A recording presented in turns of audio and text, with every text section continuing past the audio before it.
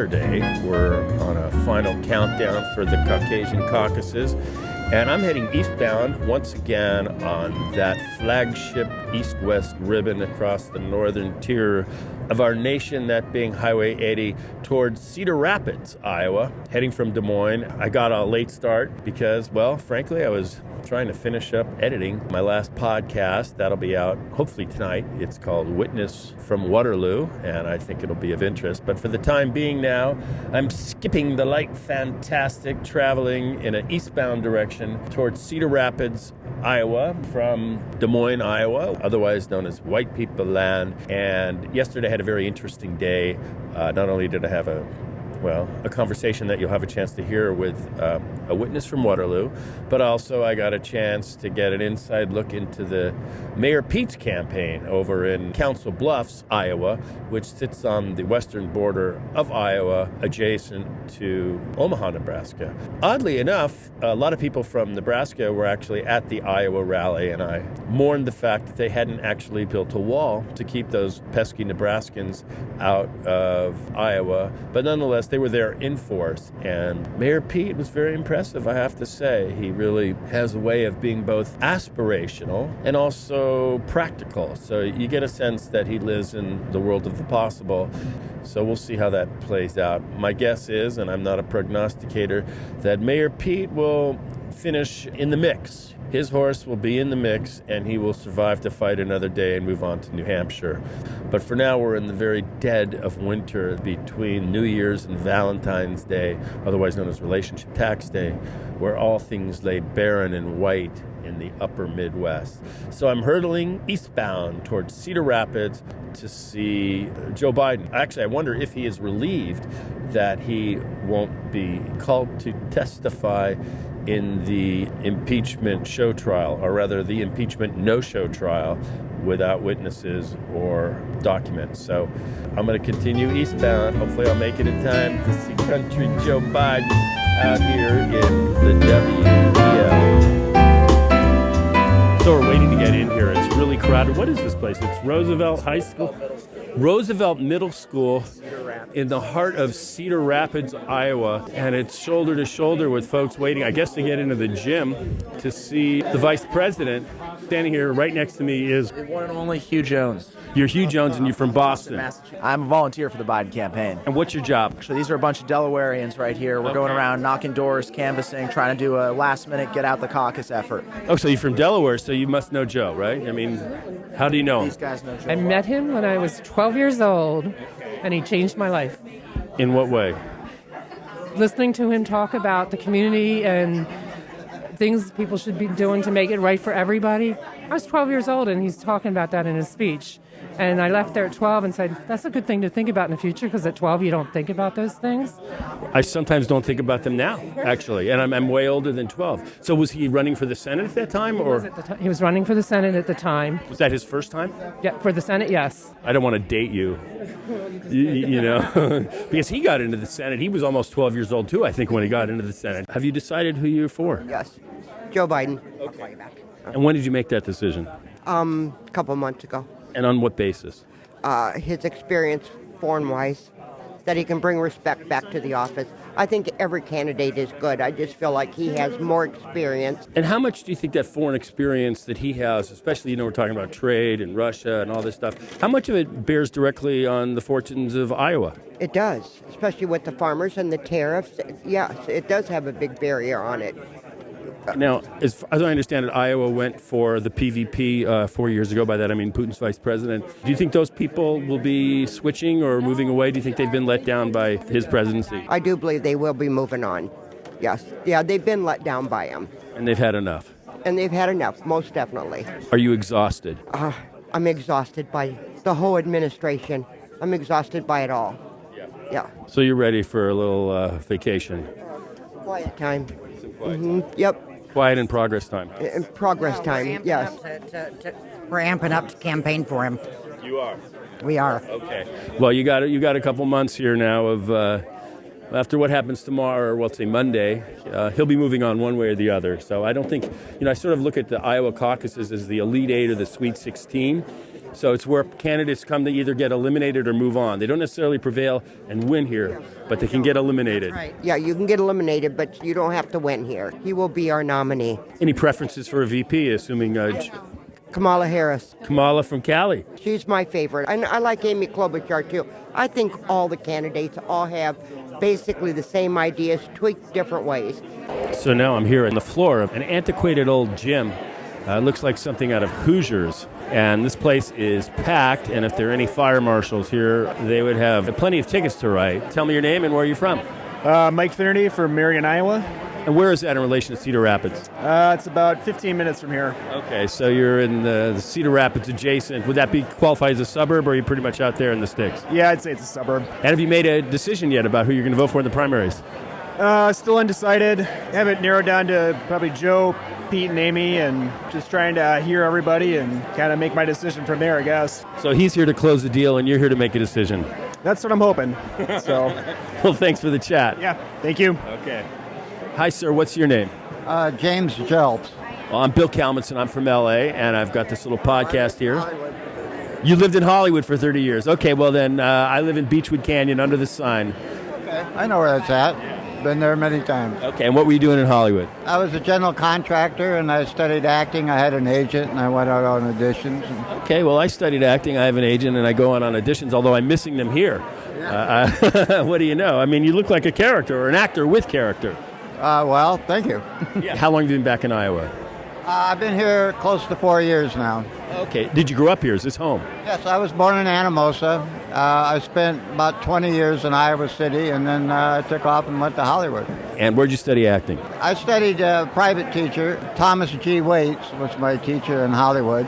Okay. Kurt Russell came to one of my plays. Okay, what was the play? It was a Chekhov play. It was Which one? Proposal. It was his first. Proposal. Isn't that a one act? Yes.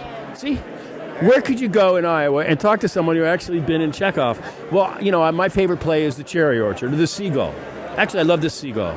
I'm in mourning for my life. It's quite interesting. He was a doctor, and he traveled in the countryside, and he died very young at the age of 40. So this was before the Russian Revolution. So we had all these real rich people, and that's what his plays are about.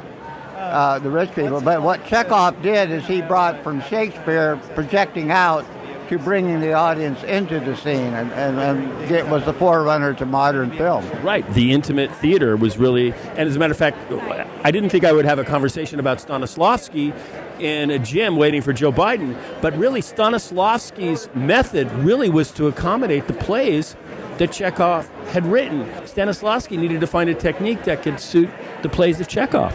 Yeah, acting is fantastic. I worked on a lot of celebrities' houses.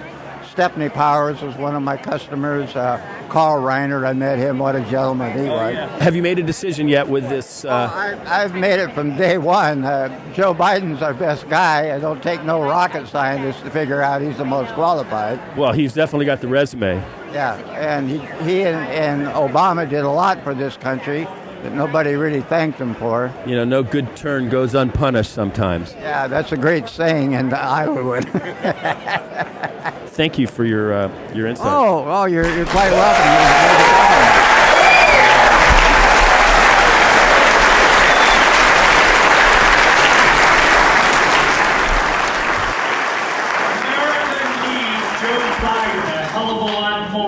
Joe Biden needs to be president. So we need you, Monday evening, to go to your caucus site, to stand up for Joe Biden, just like he has stood up for each and every one of you time and time again as a United States Senator, as Vice President of the United States. To stand with your neighbors, stand with our firefighters, stand up to make your voice heard. You get to send Joe forward with that incredibly important ticket. You get to make sure that his journey doesn't just end in Milwaukee with a nomination, but that his journey ends at 1600 Pennsylvania Avenue.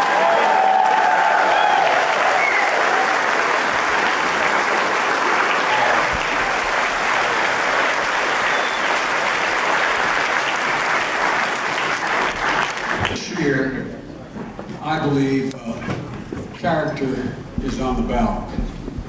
When I announced my candidacy in May, I said that I was running because I thought we had to restore the soul of America.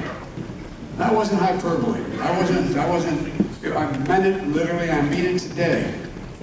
America's soul is being besmirched.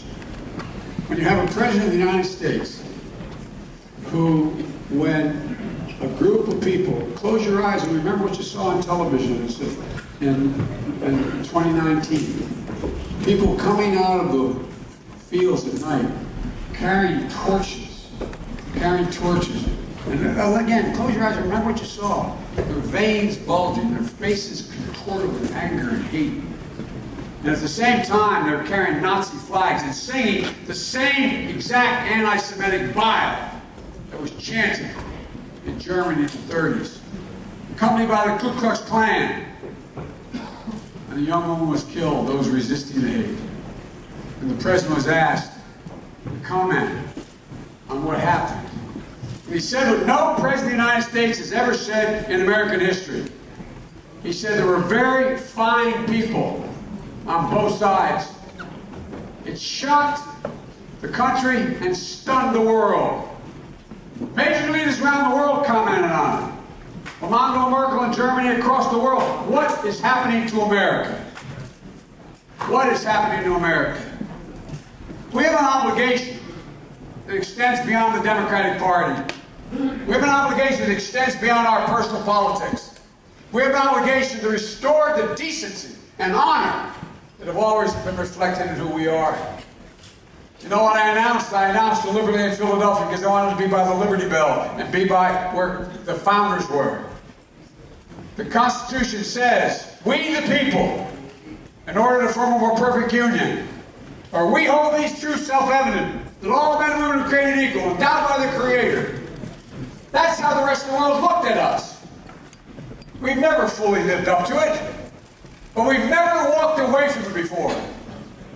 This president has walked away from it in a way that we cannot tolerate. My dad were here, he'd say, our children are listening.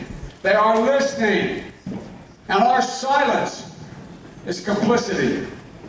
Ladies and gentlemen, I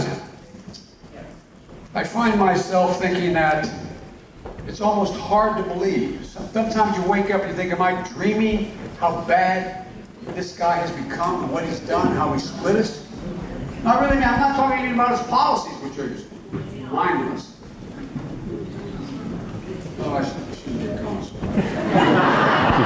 Well, I really mean it. I really mean it.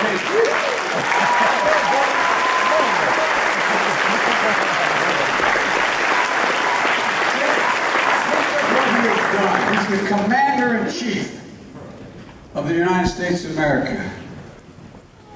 And we learned a little while ago that he actually, at the Pentagon, some time ago, facing our flag officers, our Navy personnel, and our generals, facing them and to their face, said to them and about them, and I want to get it right, he said, you're a bunch of losers, dopes, and babies.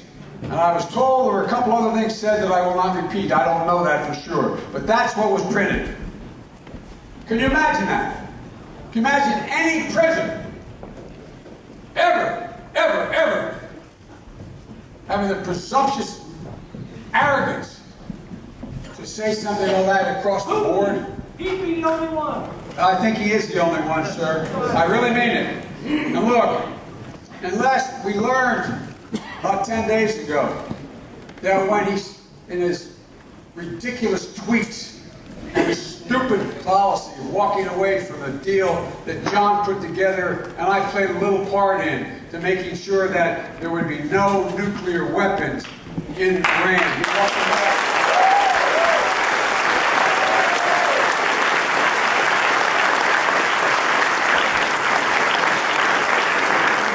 It's been America alone. What happened? In exchange, missile fire into Al-Assad Air Base in Iraq. American soldiers were there. They were the target. We were initially told no one was hurt. Then we found out, no, 34, now 64. 64 American heroes have traumatic brain injury. Now, what did the Commander-in-Chief of the United States military say? My son spent a year there. If he were there now, I would be so damn angry and worried, I don't know what I would do. You know what he said? He said, it's not that serious, just bad headaches. What in God's name? No, I really mean it. Think about what it says. Think about what it says to the rest of the world. About a command. What would you say if you heard the President of France, the Prime Minister of England, was talking about his or her troops that way? Crazy. Well, let me tell you, it's dangerous. It undermines everything.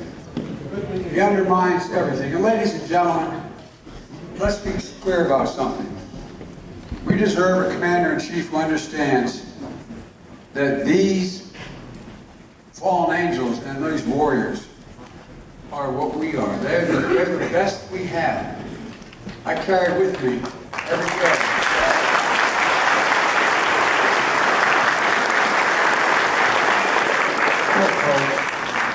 The President has to unite not only our party who gets the nomination, and that's going to be required as well, I might add, but they're going to have to be able to unite the country. You know, we're a democracy. Democracies depend on consensus. There's no way to govern without a consensus under a democracy, in a democracy, under our system. And that means you got to reach out. You got to reach out to not only Democrats and independents, but Republicans as well. I refuse to accept what some of my colleagues seeking the nomination think, that there'll be an endless war between Democrats and Republicans. Some of my colleagues in this race think I'm naive, thinking I can pull things together. They say, oh yeah, Joe was able to do that. Joe wrote the Violence Against Women Act. Joe did community policing. Joe did the chemical weapons ban. Joe did, but that was a long time ago. 3 years ago.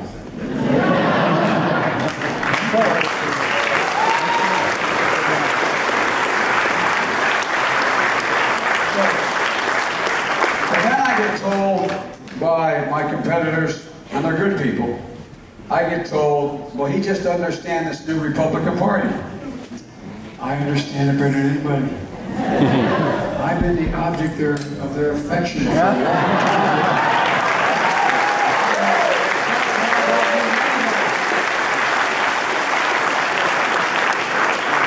It seems to like me very much. The president has contributed $14 million in his campaign to run negative ads about me. And by the way, oh, is there a doctor? We have a doctor in the house. A little bit of drama in the back there. Somebody's not feeling well. Interruption here in Cedar Rapids. And Joe's attention has shifted from Joe to somebody in the back.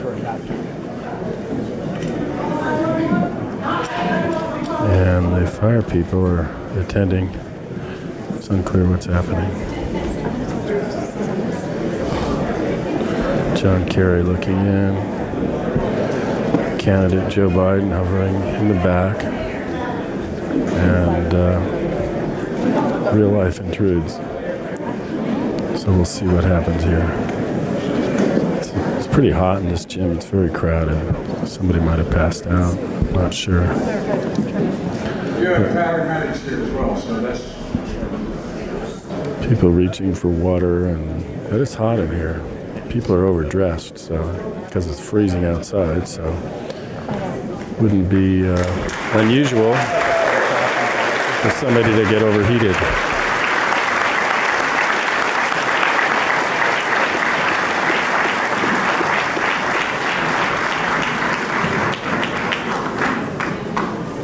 We're on a little pause here in a gym in Cedar Rapids.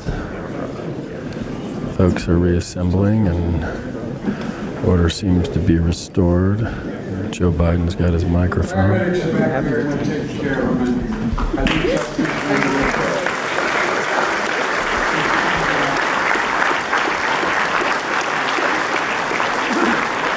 You see it there, and thank you for letting me know right away. Thank you.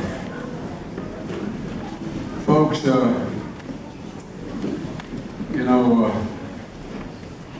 you talk about firefighters, one of the chief guys on my staff is a paramedic, and then the firefighter's here, so I'm sure he's going to be okay. Justin's a good man as well. So,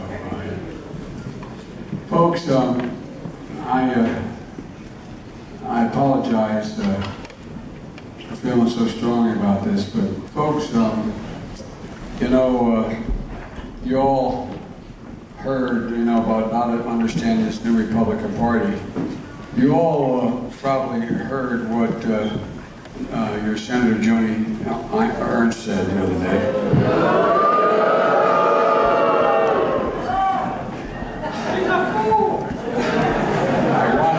I want to read her quote. She said, I quote, "Iowa caucuses are this Monday, and I'm really interested to see how this discussion today, meaning the attacks on me by the President's lawyers on the floor of the United States Senate, how this discussion today informs and influences Iowa caucus voters. Quote, will they be supporting Vice President Biden at this point?"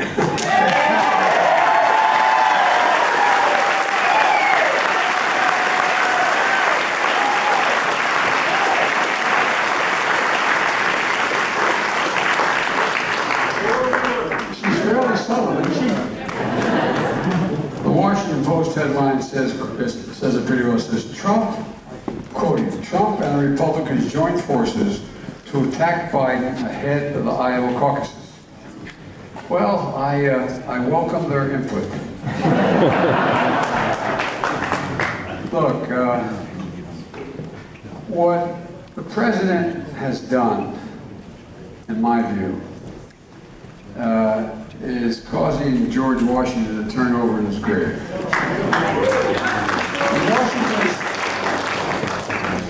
In Washington's farewell address, he addressed the nation and warned the following. I'm going to read the quote.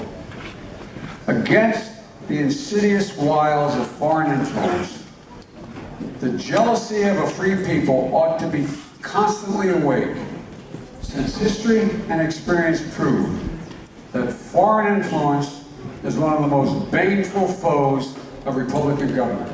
End of quote. George Washington warned us against this very kind of president that Donald Trump has been. So what does this say that in Donald Trump, I think he is more George Wallace than he's George Washington.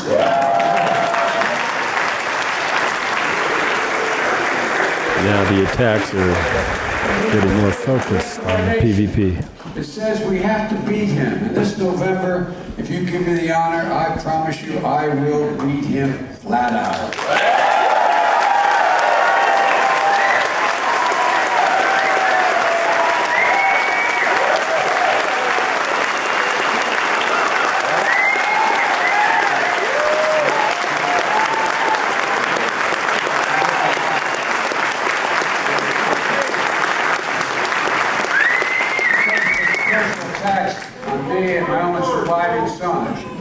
But it will be about presidents can't hold grudges or shouldn't hold grudges.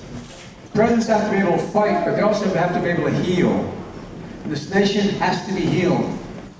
So I'm not going to hold a grudge, but I tell you what, I'm going to work like the devil to heal this country. Because folks, it's not about me and my family. It's about you and your families and this country. That's what this is about for real. For real. And folks, there's no reason why we can't do this. As I said earlier, we have to heal the country, bring it together, but there's something else on the ballot. Character is on the ballot. America's character is on the ballot. I, honest to God, don't believe we're the dark, angry nation. This president gets up in the middle of the night and tweets as we are, what we're about. I don't believe we're a nation that thinks it's okay to put children in cages on the border. I don't think we're a nation that builds walls and whips up hysteria about the invasion of the other. that these Mexicans are coming up to rape us. I don't believe that's who we are. That's not who we've been. I don't believe we're a nation that embraces white supremacists as he has and hate groups. That's not who we are. And I don't believe we're a nation that bows down to Vladimir Putin, because I sure in hell heck will not.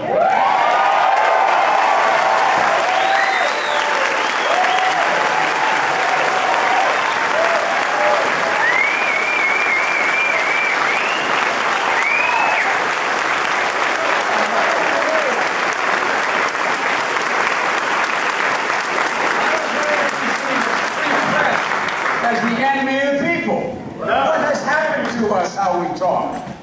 Ladies and gentlemen, and I don't believe for a second that this nation lacks the courage to take on the NRA and make our children safe.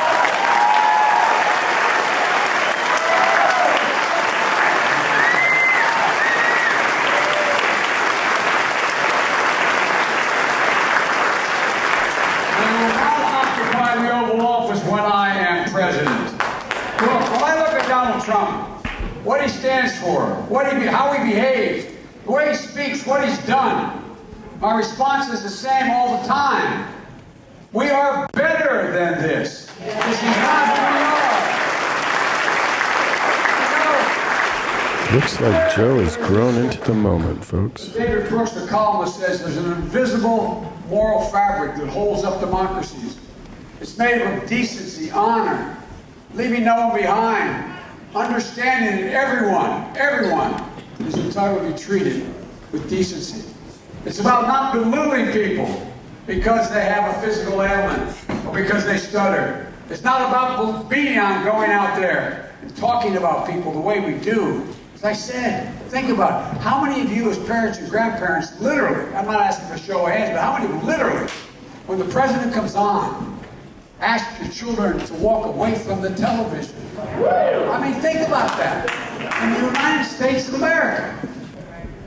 How can we beat Trump if we're not perceived as being totally authentic with the American people about what we're going to do and how we're going to do it? What it's going to cost and who's going to pay? Everyone in this race is talking about health care. I'm just going to say, I'm the only one who's actually led into law big health care reform that is called Obamacare.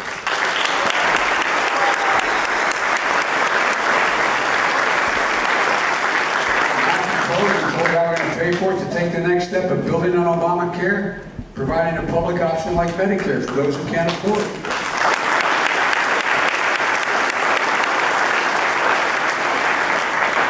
If you want to make progressive change in health care, I'm the only one who has a plan that got it done and can get it done again.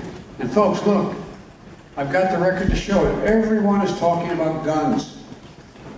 But I'm the only one who's actually ever gotten big gun legislation passed.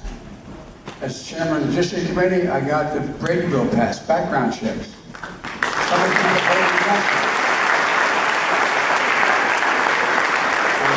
Senator Dianne Feinstein, a good friend. We got assault weapons banned for a decade, and then we had hanging chads in Florida, and we didn't get it renewed because we elected a Republican president. We limited the number of bullets that can be put in a clip. Who in God's name, under any circumstances, needs a clip that holds 100 rounds of bullets? Nobody. Nobody. And by the way, John's a hunter, I'm a gun owner.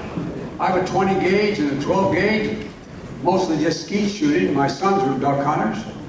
John's a hunter. I support the Second Amendment, but it doesn't say anybody can own any weapon at any time and any person can own it that they want. And for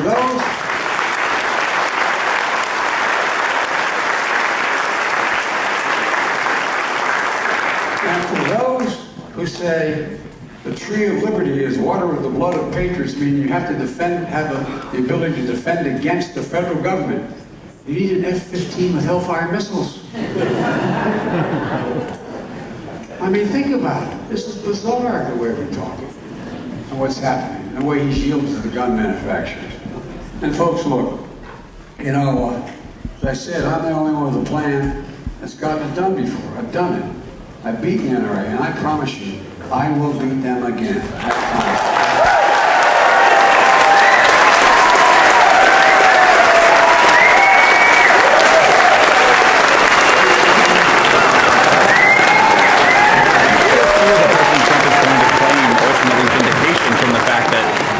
He'll take no matter what. He says anything he wants, so I'm not going to worry about what Donald Trump says or doesn't say. I think the American people know better when Marco Rubio steps up and says he committed an impeachable offense, but we're not going to impeach him. Lisa Murkowski said, yeah, he committed, did things that he shouldn't have done. Lamar Alexander said he was completely inappropriate in his behavior. He labels it differently, but he found that the House had made their case. But he didn't want to vote for it. He didn't want to hear any more witnesses. People had different rationales. The bottom line is a trial of a president of the United States where everybody knew there was critical evidence still there. It could have been streamlined. You could have adjourned. You could have recessed. You could have had depositions. You then could have come back. You could have agreed on a limited number of depositions. There's no reason other than the fact they want to get away from it. Everybody knows the game is fixed. They want to, quote, acquit him, but I don't think he can be acquitted now, really. And I don't think the American people, I think the American people are smarter than they think, and I think it's going to be accountability come November. On a different note, do you believe Bernie Sanders is a Democrat? I'm not going to get into the other candidates. All the voters need to ask those questions and decide what they do. Because Vice President Biden said that the other day. Said what? Not a registered Democrat. I don't know if he's registered or not. I don't know the answer to that. I know he's been a socialist the entire time he was in the Senate, and then he declared himself as something, a democratic socialist or something. I don't know. I honestly don't know the details. Let everybody else sort that out. I think people need to look hard at who can lead the world, who has the record to run on, who's accomplished what. I'm with Joe, because I think his record